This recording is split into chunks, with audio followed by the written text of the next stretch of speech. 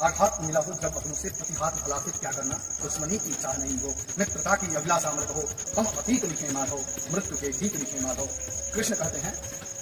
तू हार मानते हो रण में, प्रलय की बात लिखो अर्जुन, जय जीवन जब प्राप्त लिखो अर्जुन। जब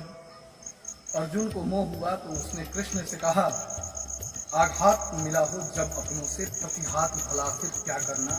व्याघात दिया हो जिसने उससे, संघात भला से क्या करना, जहाँ दुश्मनी की चाह नहीं हो, मित्रता की अभिलाषा अमृत हो, छल छद्म की भाषाएं जिस जीवन में अंगीकृत हो, छल छद्म की भाषाएं जिस जीवन में अंगीकृत हो, भेद हृदय गुरुजन का तो तम अतीत लिखे माधव,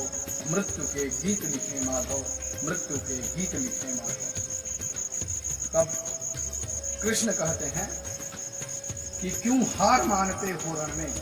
क्यों हार मानते हो रण में, प्रलय की बात लिखो अर्जुन, तज निशा स्वप्न विजयी बनकर, लक्ष्य उद्दात लिखो अर्जुन, गांडीव साजकर समा बांधकर, समर निष्णात लिखो अर्जुन, अनवरत जो अग्रसरित हो वह जल प्रपात लिखो अर्जुन, लक्ष्य रोधक बाधाओं को देकर तुम मात लिखो अर्जुन, जय जीवन जब प्राप्त लिखो अर्जुन, जय जीवन जब प्राप्त लिखो। बहुत